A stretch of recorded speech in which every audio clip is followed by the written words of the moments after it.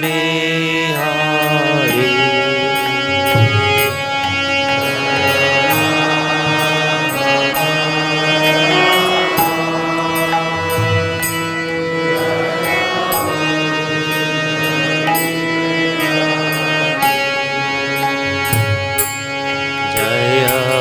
Vijnana Vallabha Jaya Girivaradhari Jaya Girivaradhari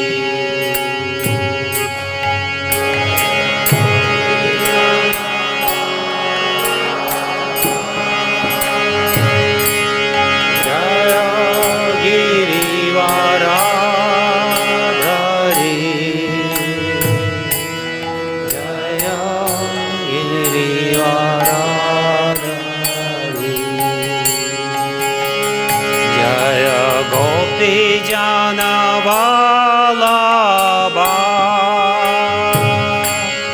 Jaya Girivaradhari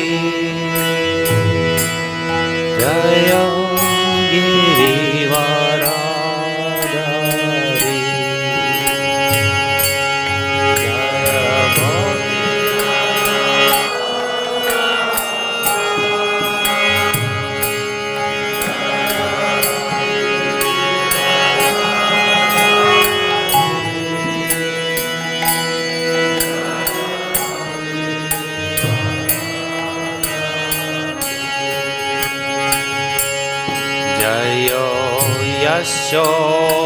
Yashodanandana Brajajanarayana Yashodanandana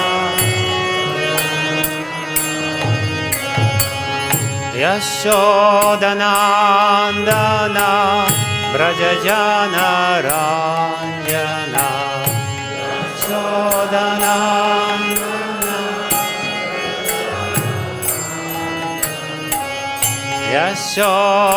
Yashodanandana Brajajanarayana Yashodanandana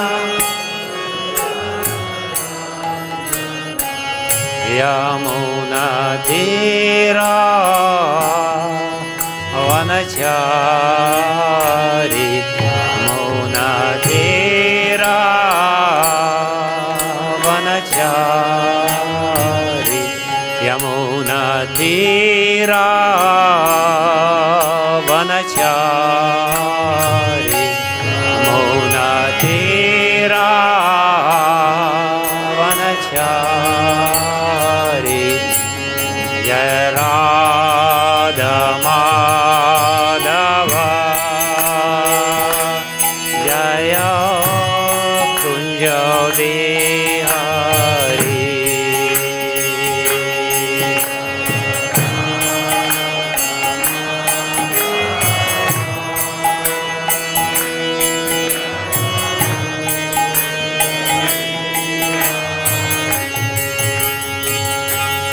Jaya Radha Madhava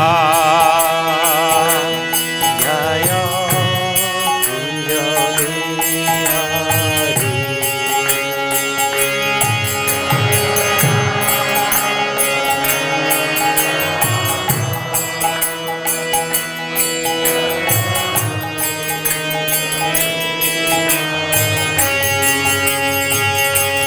Jaya Vijnana Vallabha Jaya Girivaradhari Jaya Girivaradhari Vijnana Vallabha Jaya Girivaradhari Jaya Girivaradhari Jaya Vijnana Vallabha Jaya Girivaradhari Jaya Girivaradhari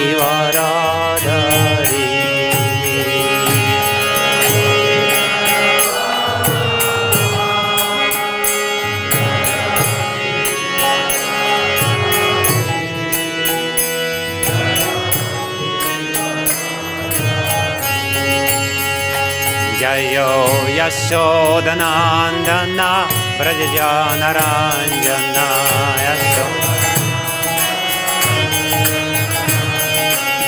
Yashodanandana Brajajanaranjana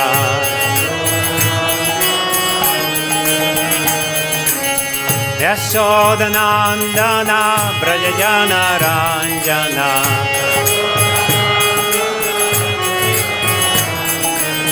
Yashodanandana Brajajanaranjana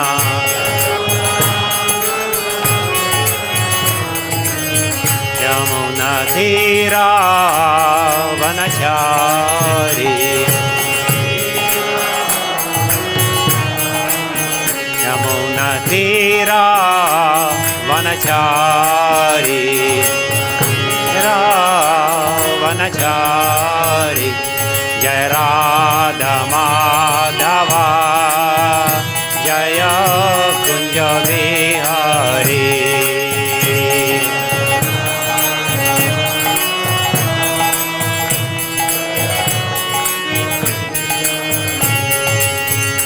Jaya Radha Madhava Jaya Kunja Vihari Radha Madhava Jaya Kunja Vihari Jai Radha Madhava Jaya Kunja Vihari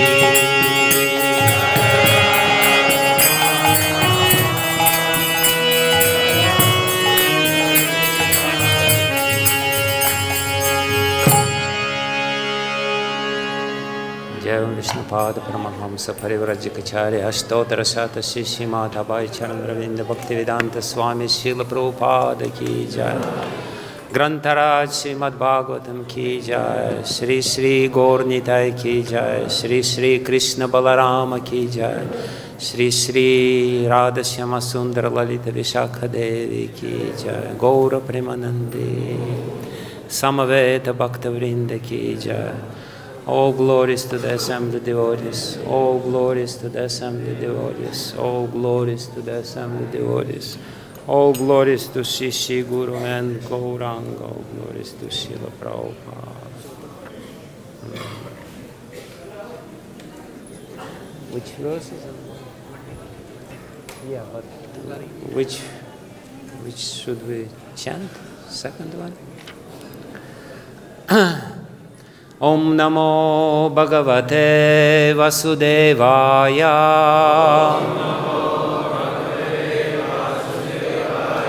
Om Namo Bhagavate Vasudevaya.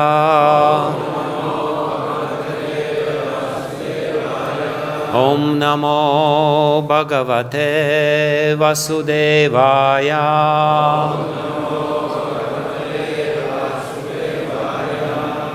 Narayanam Namaskritya Naram Chaiva Narottamam Devim Saraswatim Vyasam Tato Jayam Mudirayet Nashta Prayeshva Badrishu Nityam Bhagavata Sevaya Bhagavatyutama Shloke Bhaktir Bhavati Naistiki Yam Pravrajantam Anupetam Apeta Krityam Dvaipayano Virahakatara Juhava Putreti Tanmayatayo Taravo Binedus Tam Sarva Bhuta Hridayam Munimanatosmi.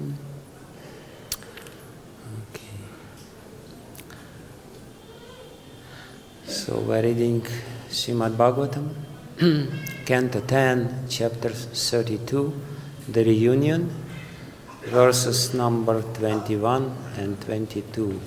We'll chant 22nd verse. Na paraye aham niravadya samyujam svāsādu krityam vibudha āyuṣā api vaha yaha ma abhajan durjara geha shrinkalaha samvrishya tat vaha pratiyatu sadhuna na parayeham niravadya samyujam na parayeham niravadya samyujam svasadu krityam vibudayushapiva svasadu krityam vibudayushapiva yamabhajam durjarageha shrinkala yamabhajam bhuja durjarageha shrinkala samvrishchyatadvah pratiyatu sadhunam samvrishchyatadvah pratiyatu sadhunam na parayam niravadya samyujam svasadu krityam vibudayushapiva yamabhajam durjarageha shrinkala samvrishchyatadvah pratiyatu sadhunam. Somebody else?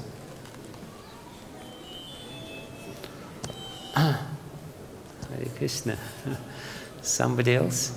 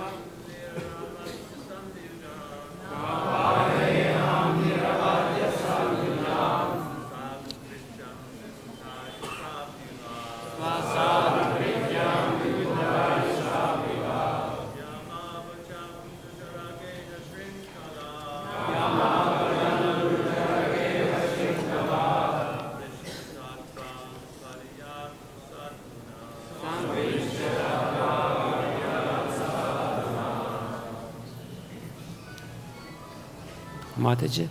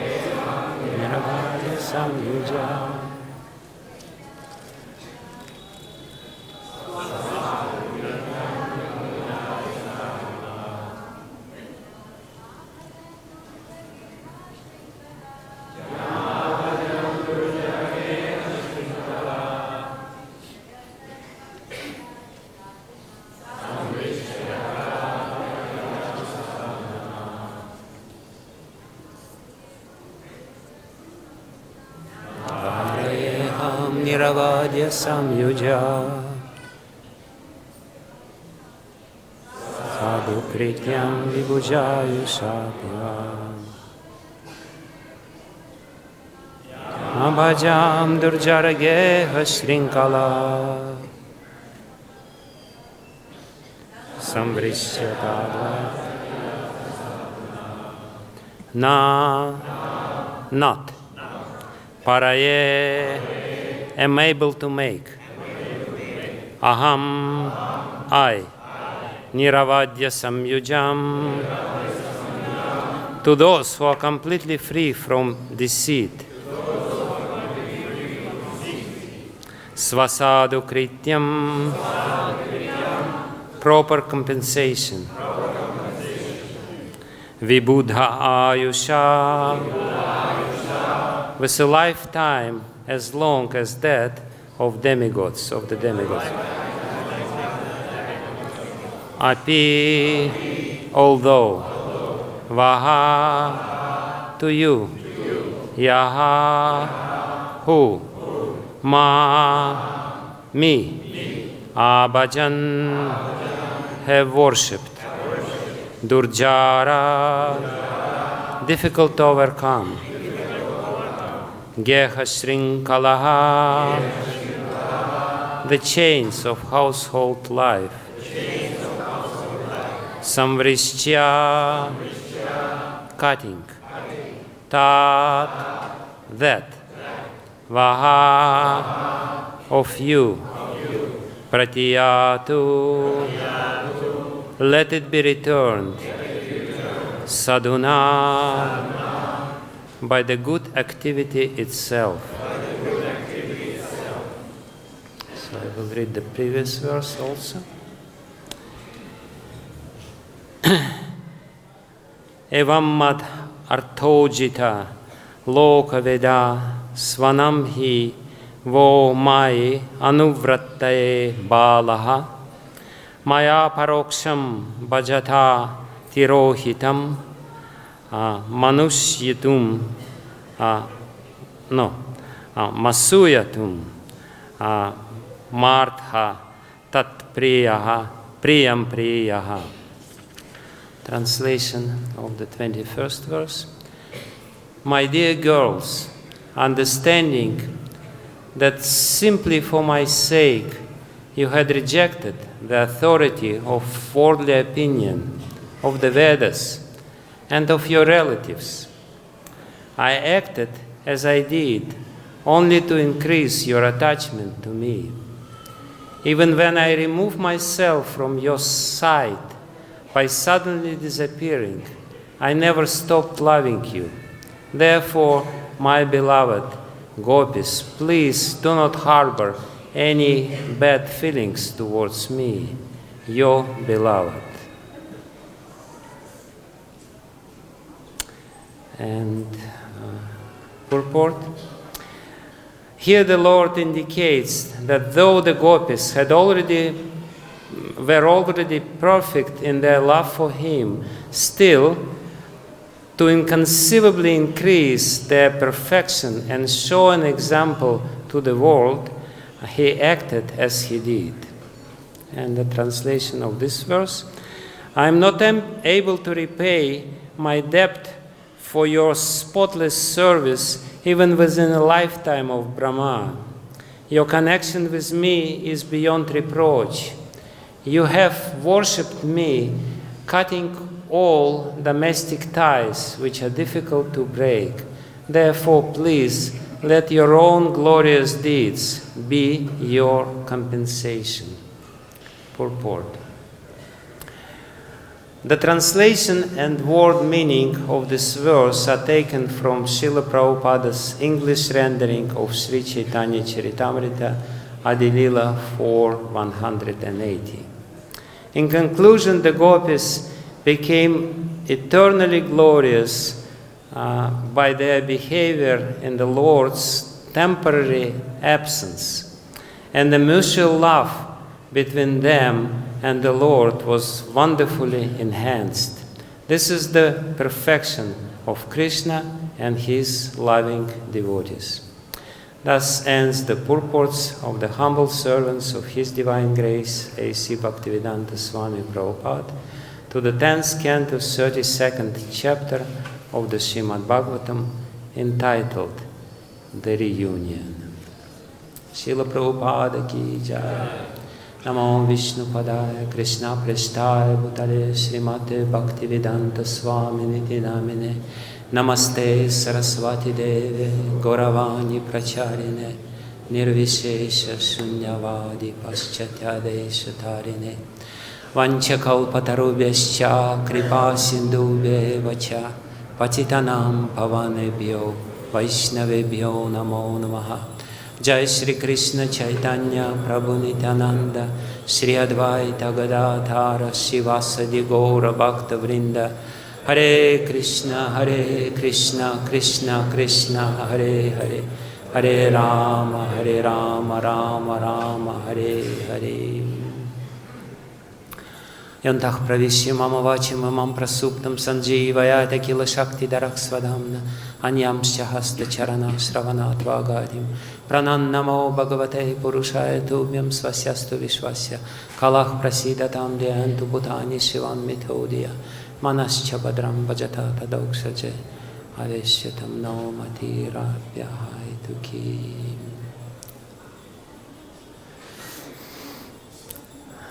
Hare Krishna. I certainly have no qualification to speak on this highly elevated topic, therefore I beg blessings from all the Vaishnavas who assembled here, especially from the disciples of Srila Prabhupada. I needed to be able to say something.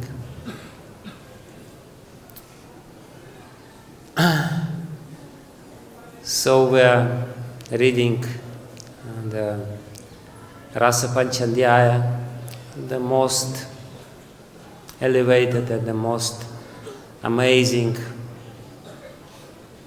section of the 10th canto of Srimad Bhagavatam and the whole Srimad Bhagavatam in general. And acharyas who explain Srimad Bhagavatam, they say that Rasa Panchadhyaya, the 5 chapters describing rasa dance, is the 5 life airs of Srimad Bhagavatam.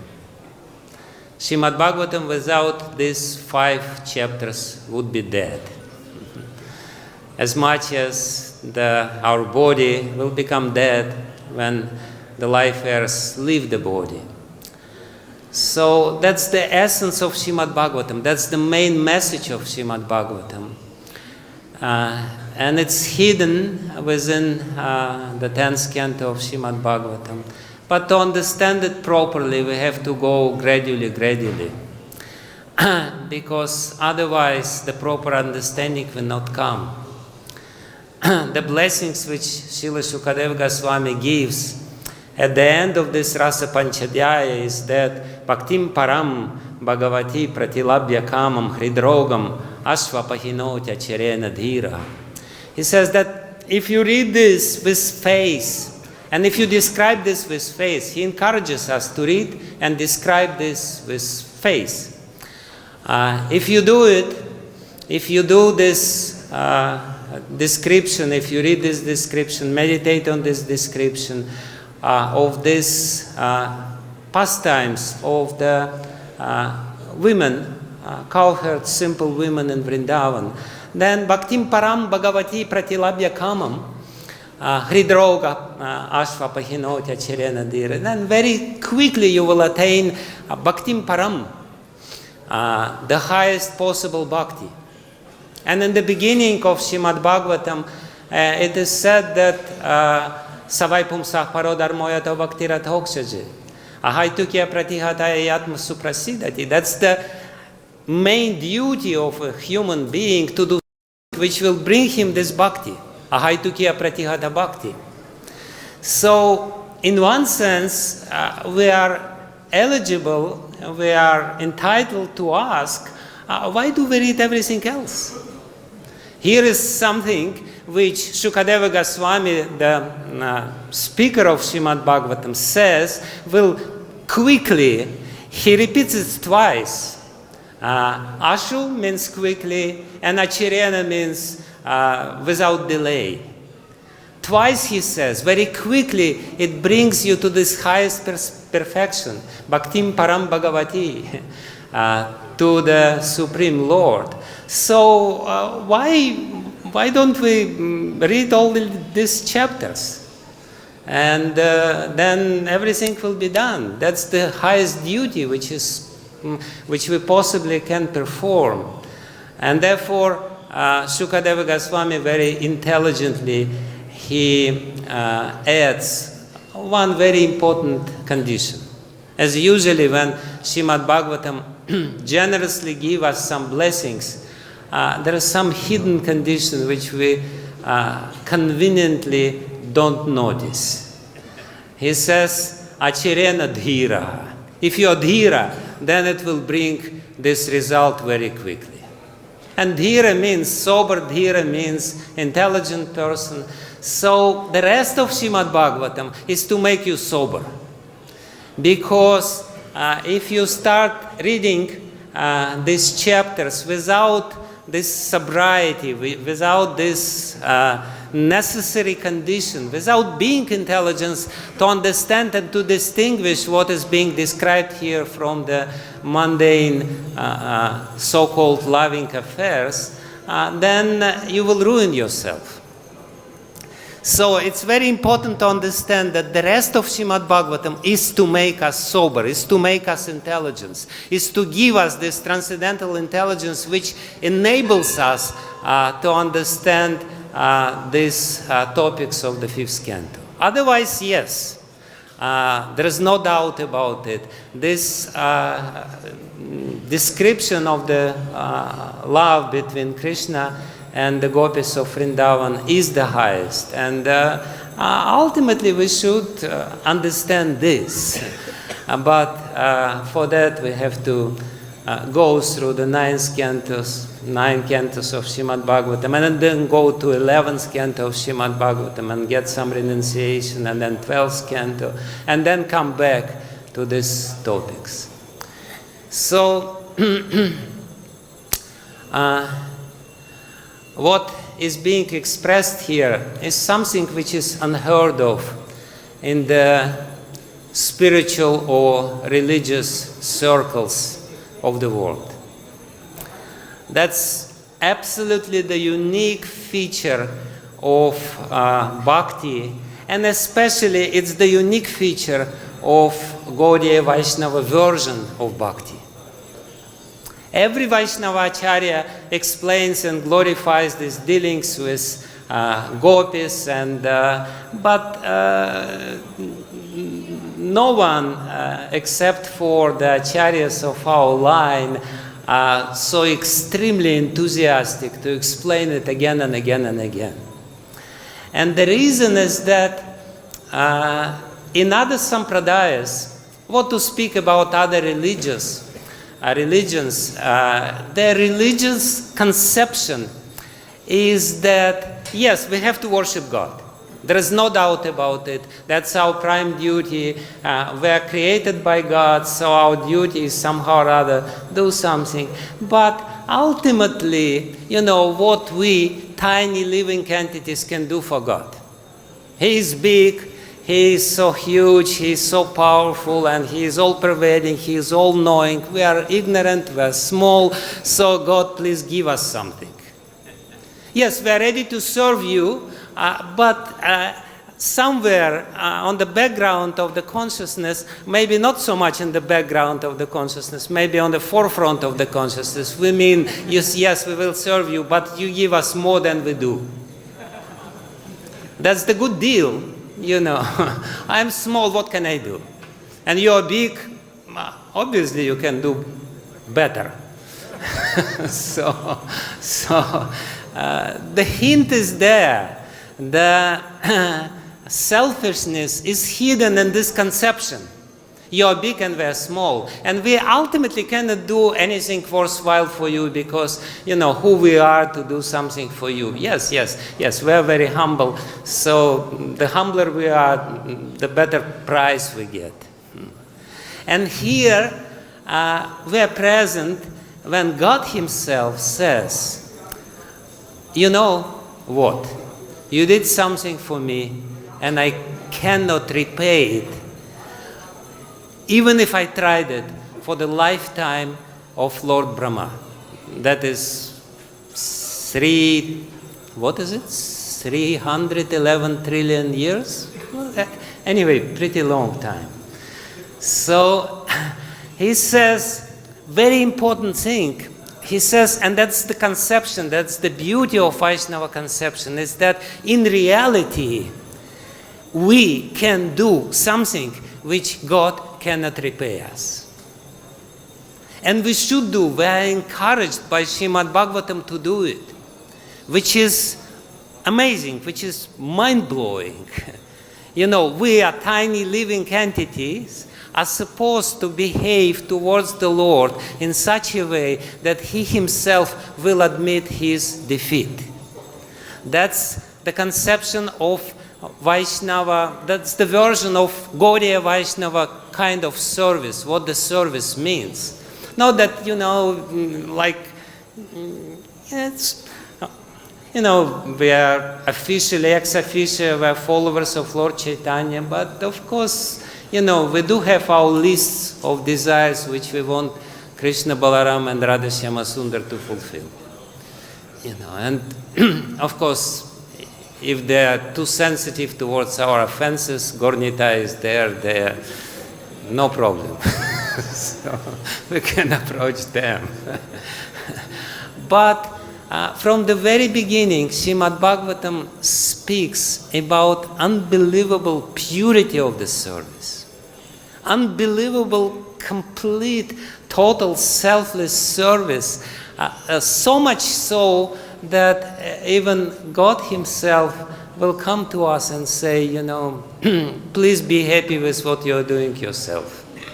I can't give you much as a payment for what you are doing. So, in this regard, of course, the 32nd chapter of the 10th canto of Srimad Bhagavatam is the most important. Because here we have, or we are present during the discourse of the nature of love. The whole Srimad Bhagavatam, the message of whole Srimad Bhagavatam is that what love means. And what the pure love means. What is the highest purity of love. Because, you know, and the rest of Srimad Bhagavatam is explaining different gradations of this love. Different purities of this love. And actually, to appreciate what the real pure love means, what it is, we have to understand what are the mixtures to this pure love. And all the 9 cantos of Srimad Bhagavatam, they explain different mixtures. You know, to understand what is pure gold, you have first of all to understand what is impure gold.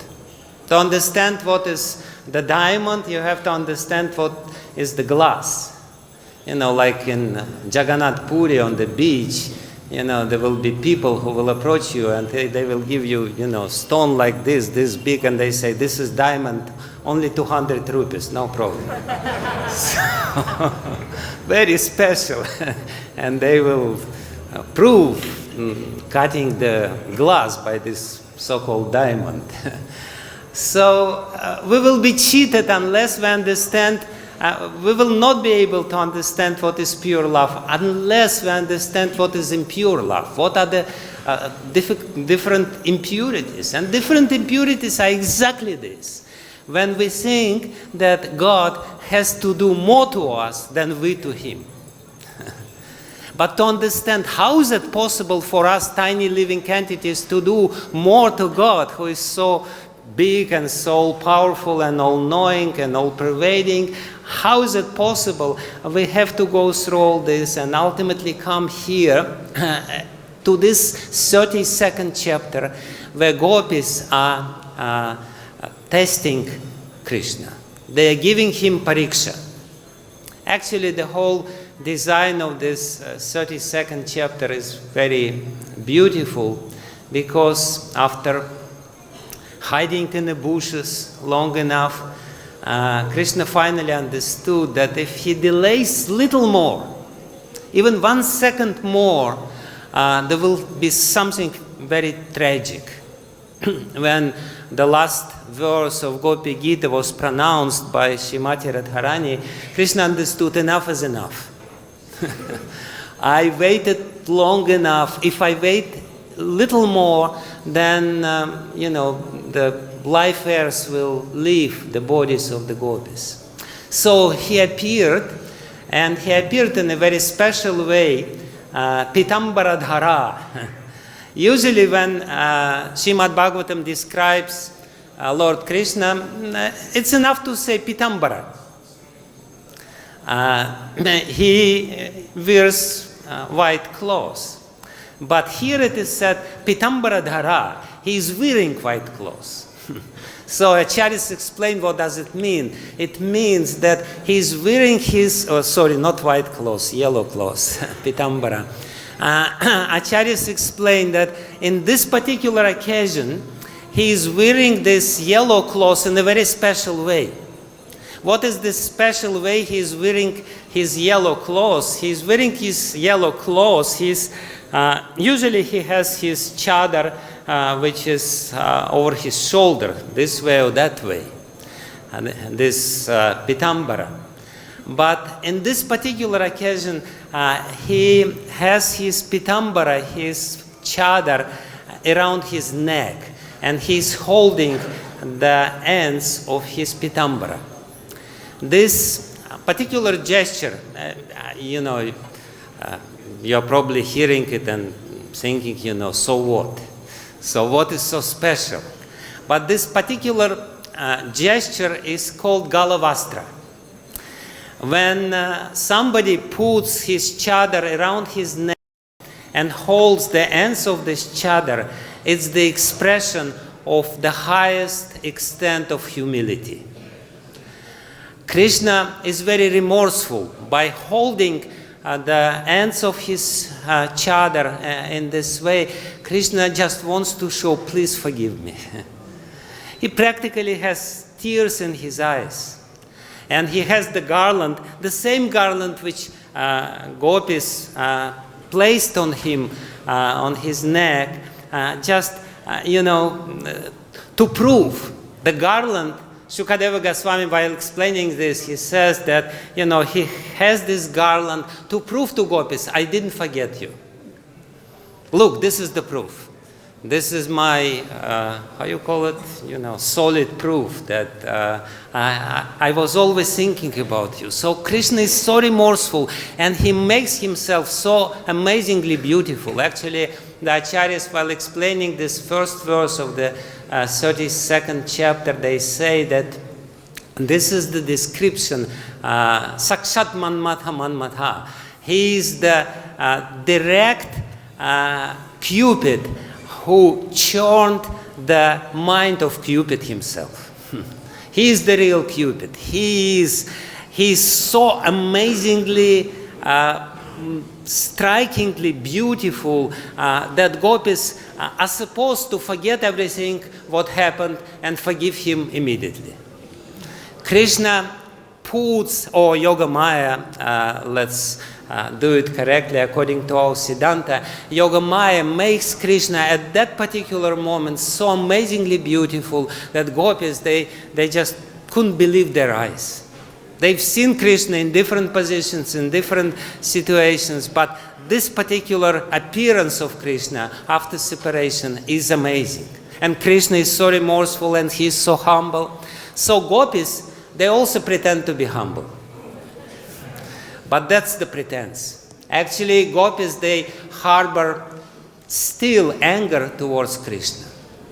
And Shukadeva Goswami very beautifully explains this when gopis, they did different nice gestures to Krishna and set down Krishna on their chadar and tried to caress him and do something nice to him.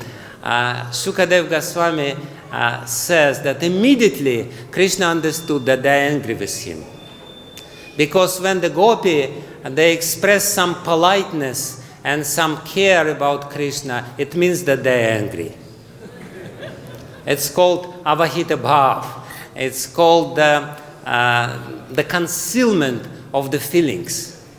They try for the time being to conceal their feelings of anger towards Krishna. And how they are concealing the feelings? Just by caressing him and saying, yeah, you're very nice, no problem. But then this anger comes out from them, and they're asking him the question, which is actually the trap which they set for Krishna. And they're asking him exactly this question, which is the main topic of this 32nd chapter. The question is, what is, can you please explain what kind of lover you are? They didn't ask it directly because love does not tolerate the direct expressions. As soon as you say, I love you, it basically means, get out of here. I'm so bored with you. I love you. Please don't bother me anymore. So the gopis, but they understand. They're speaking the language of love, and the language of love is the, aparokṣaṁ. Even Krishna himself says that I love this aparokṣaṁ. I love these indirect expressions because love cannot be expressed directly.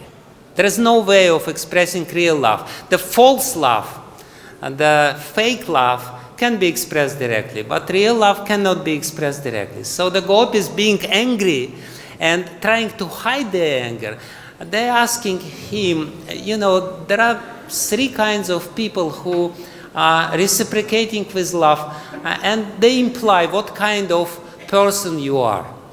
One is the first one, the first type is the one who reciprocates with the love. Somebody loves you and you reciprocate exactly accordingly.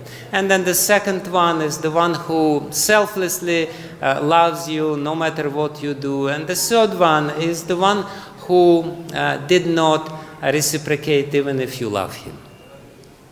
So, and obviously what they mean, it's quite an obvious hint. They actually want Krishna to accept the defeat and to apologize. They want Krishna to say, yes, unfortunately, I'm really sorry, yes, you're right, yes, I am this rascal who belongs to the third category of lovers, who does not reciprocate with your love. And they're very happy about this clever question.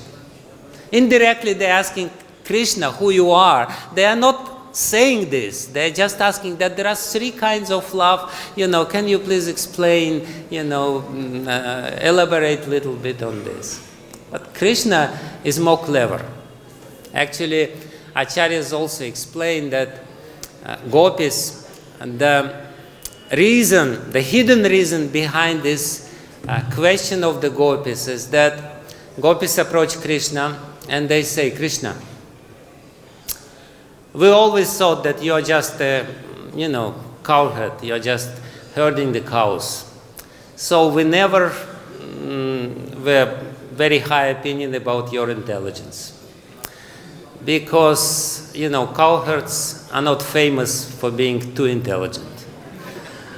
But after you explain to us this whole treatise on Dharma, which constitutes the section of Srimad Bhagavatam of Pranaya Gita. Pranaya Gita is, of course, the gopis' reply to Krishna. When Krishna started speaking, you should go back home, you should perform your duties, and Krishna gave them the whole lecture about Varnashrama Dharma. Very beautiful lecture, the glories of Varnashama Dharma, Gopis says, now we know you're Pandit. Because you are such an intelligent Pandit, we're surprised. Therefore, we're asking you this very difficult question. Can you explain to us, if you know what is Varnashama Dharma, maybe you know something about the nature of love. So, the implication here is that love is much more difficult to understand than Varnashama Dharma. But first, of course, we have to understand what is Varnashama Dharma before we try to understand what is love. So anyway, Gopis approach Krishna in a very joking way, in a sense, in a very sarcastic way, not joking, sarcastic. They're very, very sarcastic with Krishna. And they want to see how Krishna will succeed, how he will get out from the trap. And Krishna starts saying, this is actually the three last verses of this chapter. That's the reply of Krishna. And Krishna is explaining in these three verses also very beautifully. The implication of these verses is very beautiful. First he says, yes, before he explains, yes, I'm definitely not the first type of person, because first type of person, he doesn't have any love. The one who reciprocates with your love exactly according to your love, he's actually a businessman. He actually doesn't love you, he just wants, he expects something in return, and therefore he expresses some sort of love, but ultimately he's not concerned with you, he's concerned with what you give to him in reciprocation with his love. So I'm not this. He says, and I am not the second type, and he divides this second type into two subtypes. And very cleverly he says, he approaches Gopis in the second verse of his refutation or of his escape from this trap of the Gopis. He calls them Sumadhyama. Sumadhyama literally means, beautiful one with a beautiful waist. But Sumadhyama also means, the implication, very interesting implication is that, no, I'm not the selfless lover as you described in the second verse, because I never had a chance to express selflessly my love towards you, but you are this second type of persons. He actually flatters them, again, in a very concealed way. Calling them Sumadhyama, he hints that this verse is about you, because this verse is describing somebody who is in between. They describe the three types of loving person: one who reciprocates exactly with the love, one who loves selflessly, doesn't matter what the other person does, and the one who doesn't reciprocate at all. So they say, you are this Sumadhyama, you are this beautiful one who you described in the second position while asking this question. So in Gopis they say, no, Krishna, don't flatter us. It's not that easy.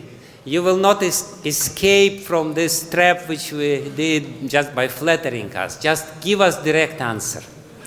So, and Krishna says, and then he starts describing the one who does not reciprocate with love at all, and the Gopis, they are full of expectation.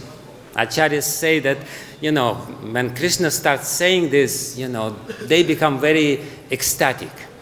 They become very enthusiastic. So finally he will come and he will admit honestly, yes, I am this rascal and please forgive me. But Krishna does a very beautiful thing. He says, yes. Those who are not reciprocating with love, there are four types. There are Atmarama, and Gopi hear this Atmarama and they say, no, that's not you. Definitely you are not self-satisfied, you definitely have a lot of desires. Aptakama, maybe that's you. And then he says, akritagya, ungrateful. Oh yeah, that's definitely, that fits the bill. Definitely, that's a very good description. And Krishna says the fourth one, he's describing those who do not reciprocate with other love according to the, to the descending order or ascending order of their bad behavior. And the worst type of those who do not reciprocate with other love is Guru Drohi.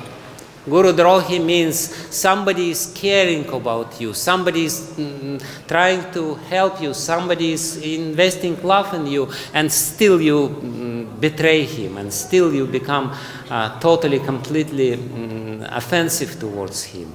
The one who is taking care of you, he's Guru, by definition. Guru means somebody superior. If somebody is taking care of you, he is Guru, no matter whether he is senior or junior, he is Guru. And if you don't reciprocate with this, you're Guru Drohi. That's the worst type.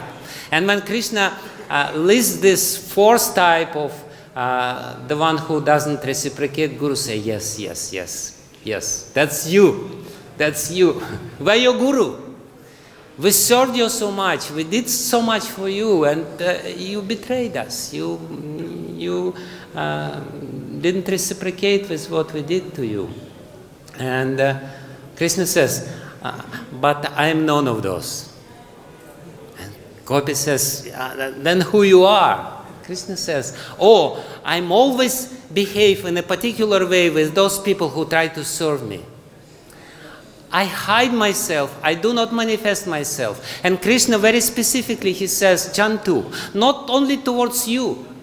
He says, I'm fair in this regard. It's not that only you are the object of my special mercy. I manifest my special mercy to everyone who is trying to serve you, and my special mercy towards everyone who is trying to serve me is not to show myself. That's the Krishna's special mercy.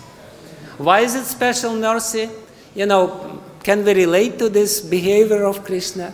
Krishna is actually saying to us, don't expect that I will show myself too quickly in front of you.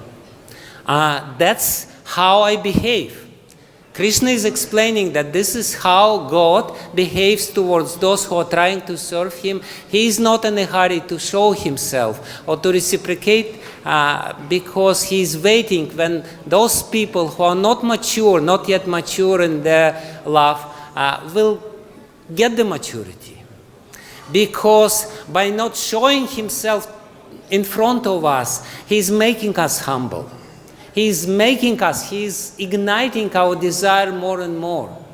God is not cheap. Sometimes devotees, they say, I already chant Hare Krishna mantra for 2.5 years or 3 weeks.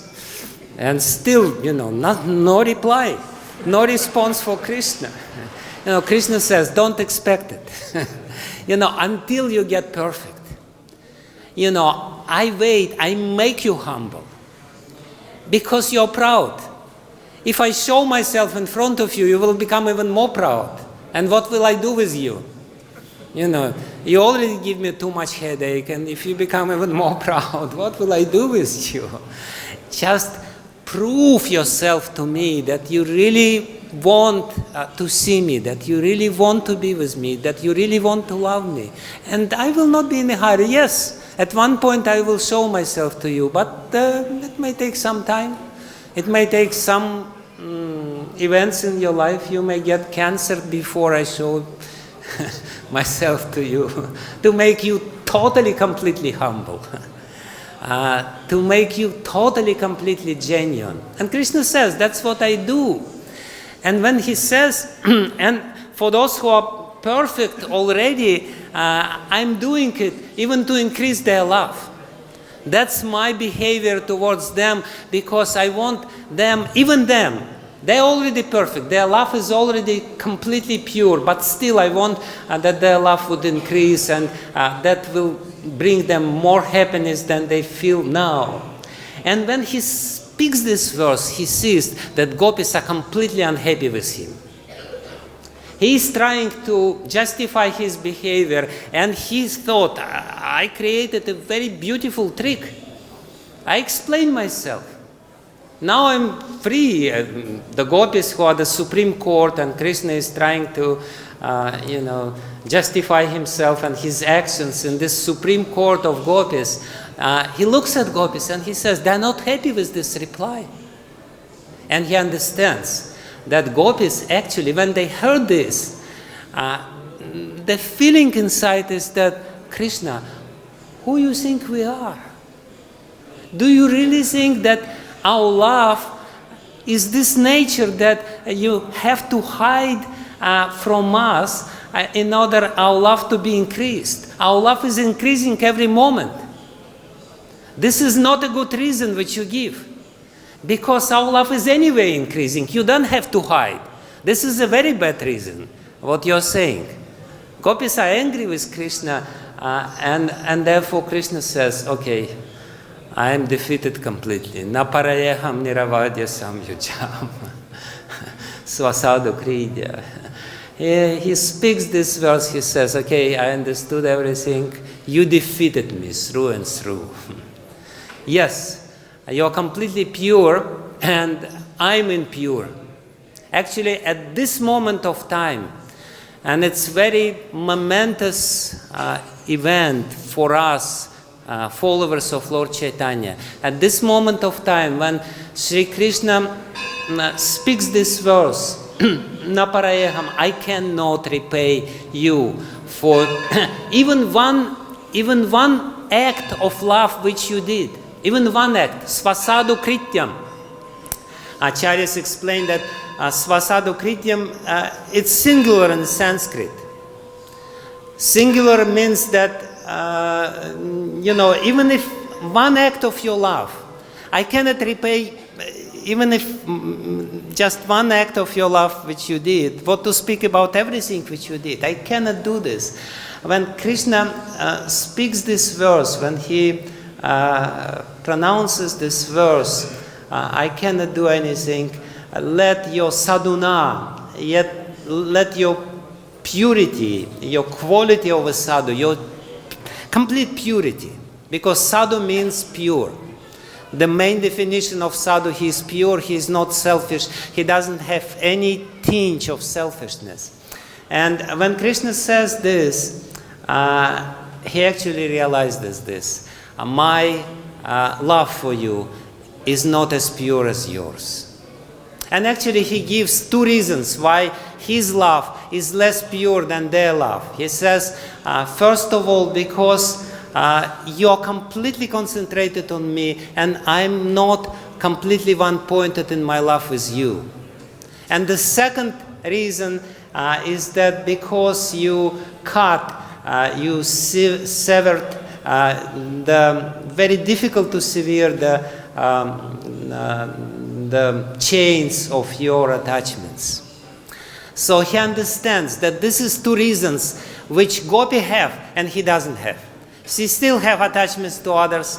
His love towards them is not white-pointed. He still has some atmaramata, which is definitely blemish on the love. Love cannot be, atmarama cannot love in a very pure way. He still has some guru tirohita, and he still has some sort of ungratefulness, akrita, gyata. And at that moment, when Krishna speaks this verse, he says, okay, I will come back. And I will come like Lord Chaitanya. And being Lord Chaitanya, I will be one-pointed in my love. I will try to practice this complete one-pointed devotion towards you. And I will also cut all the chains of familial affection, of the affections with my family, with my relatives, with everyone, and I will put red cloth on myself, the cloth of your raga, and I will repay my debt.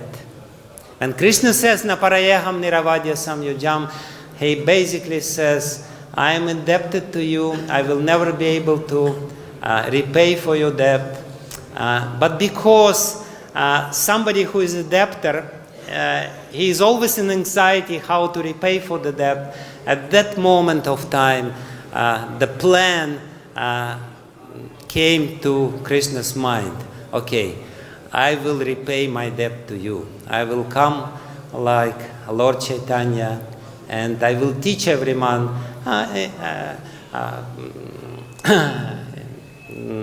like a side effect of my appearance as Lord Chaitanya, how to achieve this highest and most pure love towards God. Thank you very much. Hare Krishna.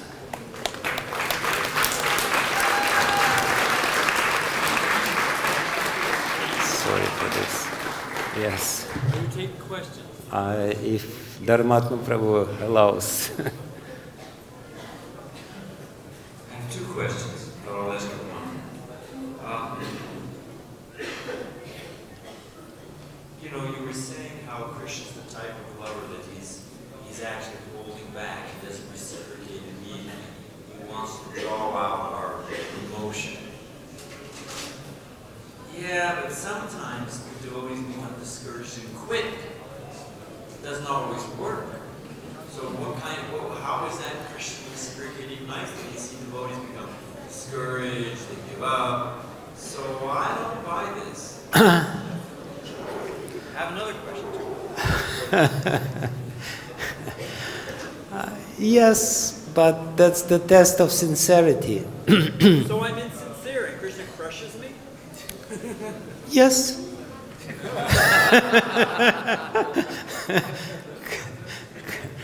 Krishna wants to protect himself from insincere people. Again and again, our acharyas explain that the difficulties on the path of bhakti. Path of bhakti is technically very easy, very simple. But it's not at all simple and it's not at all easy internally. And that's one of the reasons Krishna is not in a hurry. Krishna is still hiding himself. And acharyas explain why it is so. Krishna wants, because people, they're insincere and they think that they want Krishna, but ultimately they don't want Krishna. And Krishna doesn't want to have such people in front of himself. He knows that if somebody has genuine faith, actually it's not such a high condition. It's not such a high condition. If you have genuine faith, there is God. And if you have little faith, not even such a strong faith that I'm being the creation of God, tiny living entity, this is my nature to express some service towards God, then this kind of discouragement will not work in this case. So actually, if we say that somebody is discouraged by this, it means that they never had faith in the first place. They never had Shraddha. And Krishna, yes, is discouraged, he goes away, but then if he still had some shadow of Shraddha, he will come back. There is no doubt about it. He will come back.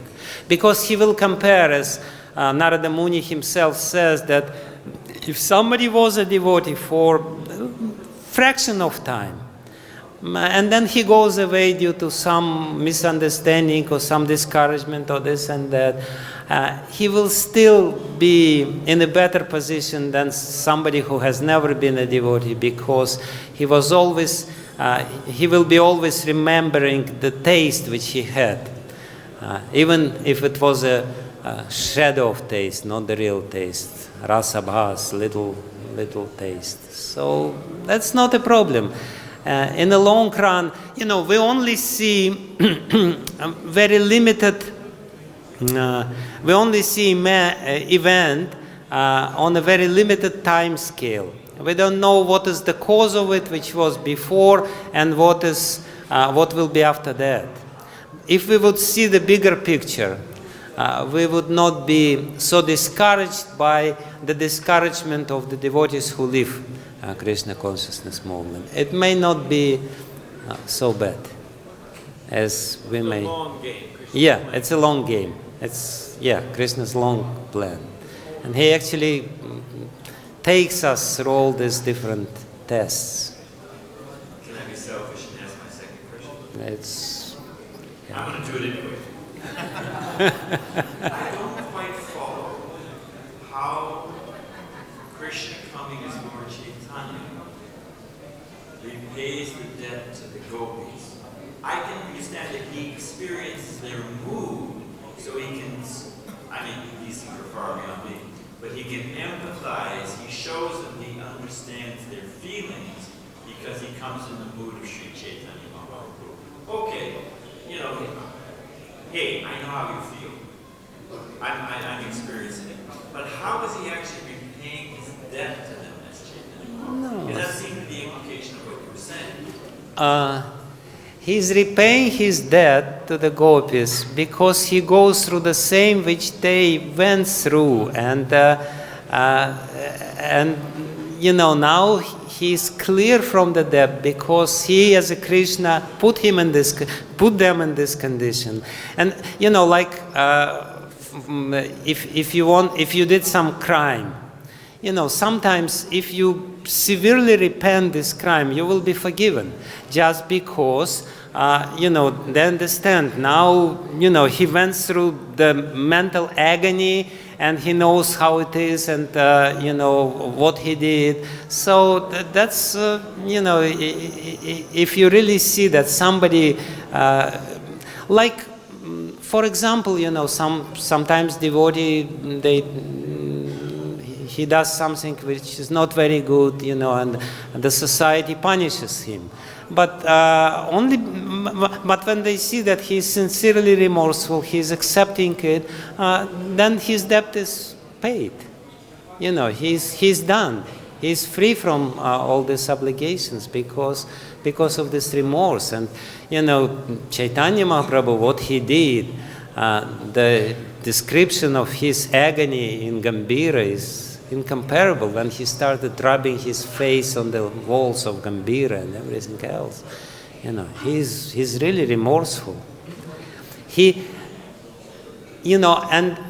And what acharyas explain is that by coming as Lord Chaitanya, he is actually, there is another answer to this question, which is probably even more important. The another answer to this question is that Krishna realized that his love is not as pure as gopis expect.